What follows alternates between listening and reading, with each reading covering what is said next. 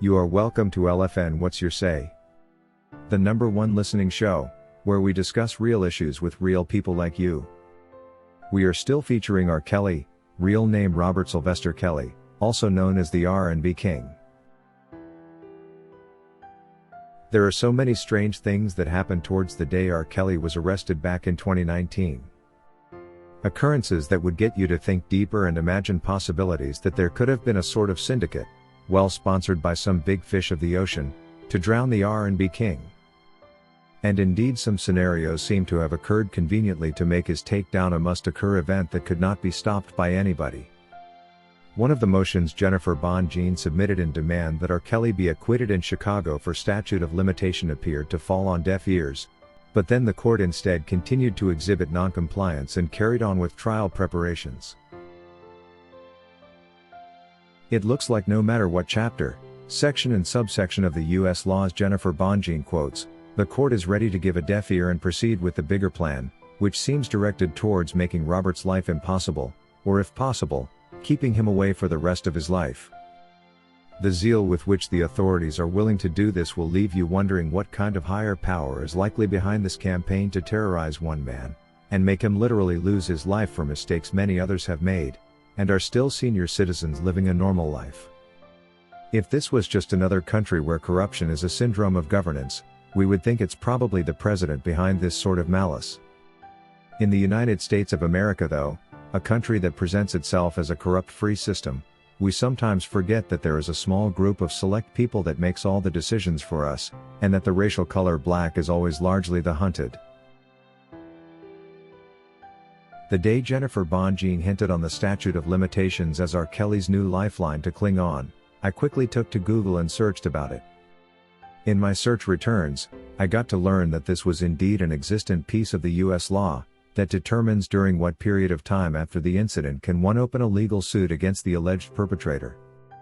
My search also revealed that this law may exist in some states and not in others. My concern quickly switched to whether the state of Chicago subscribed to this rule, and results showed that it surely did. And to be specific, I found that Chicago was one of the several states where a statute of limitations existed for sex crimes, and that the limit was 5 years, after which the possibility of litigation is out of the question. For a moment, I breathed a sigh of relief on reading this, but a few days later, I land on this piece of news that the state did make an effort to remove the statute of limitations for prosecuting sex crimes, and in particular I repeat, for prosecuting sex crimes, in July 2019, just a few months after R. Kelly's arrest that taken place in February 2019. How convenient for Chicago Governor J.B. Pritzker to sign this into law, at a time when the biggest powers of the land were after taking down the R&B King. He tried to make it even much easier for them, but then he forgot that our laws are non-retroactive in nature. Meaning new changes do not affect old events. Perhaps a deeper investigation would reveal the truth of this matter. Why does everything seem to be falling well in place to make sure that R. Kelly is delivered well to life in prison? Why would the law be changing from what favors him to what doesn't, just 5 months after his arrest?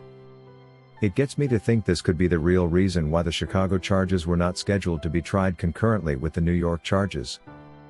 They probably weren't sure when the amendment of the law to scrap off the statute of limitations would take effect. And so they chose to delay the Chicago trial by a year. Just to make sure that in case the amendment delayed, they will still be in time to counteract the likes of Bongine. And think about it, why the statute for sex crimes in particular? Why isn't it all statutes of limitation for all kinds of cases removed? I wouldn't be surprised to wake up a year later, after R. Kelly is well into serving his hefty sentence, to hear that the statute of limitations for sex crimes in Chicago has been reinstated. The job will be done after all. Looking at the way this weapon of officials that has been slowly and over time built and pointed towards R. Kelly is operating, one would be right to suggest that, if the RICO Act was to serve its actual purpose of cracking down gangs of people involved in organized crime syndicates, all the officials handling the R. Kelly case would fall culprits of this. There is no better definition of an enterprise than the anti-Kelly group of associates, who are hiding under their respective offices and implementing a prejudicial syndicate to take down the R&B King, and to ensure he dies in prison. Shakita says, even if we had woken up to a life sentence for R. Kelly, We wouldn't have been surprised at all considering the authorities were working like corrupted folks, ready to do anything to please a few individuals who want R. Kelly off the earth's surface. In fact, what Jennifer Bonjean is doing I would refer to as reverse engineering what has already been predetermined. Right now Bonjean has one of the hardest jobs in the world.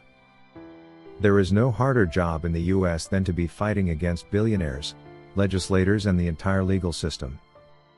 Bonjean's only hope to win this case is the possibility that the entire system cannot be in this loop of prejudicial character. In other words, we hope that the appeal judges will be fair and not bend towards pleasing the trial judges instead. This however will have to be a strong-spirited judge, to throw a foot at the possibility of serving justice no matter the circumstances surrounding the case. One that cares more about doing the right thing than keeping his or her job. A judge that believes and trusts in God and not man or money because temptation will be too much. According to Journal. Indeed, how can the laws be changing right in time to match the R. Kelly trial schedule, and also to match his type of case, right in the city of case jurisdiction? What a coincidence? And this is just one of the many clues that these people could actually be involved in a takedown witch hunt. All court responses to Bonjean's submissions have been oppositional and single-sided. No one seems to care what the law asks of them. Meanwhile, every clause that has been used against R. Kelly seems to have questionable relevance to the case. Starting with this, and then the RICO charges, plus the Mann Act violations. The flight risk allegations that saw him denied bail also make me sick to the stomach. According to Brenda Jones, these legislators and authorities are forcefully making us imagine that child pornography is very important. A matter that they should get out of their skins to combat. But what have they done about the inadequate gun laws? Guns are killing people every day here in this country, and no one is going hard on the laws, citing multiple school shootings, and the recent gun attack in California.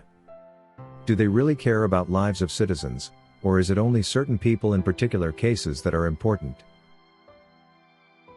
If you wish to take part in a live interview discussing any of these topics, let us know by sending an email to sashalfnmedia@gmail.com for scheduling.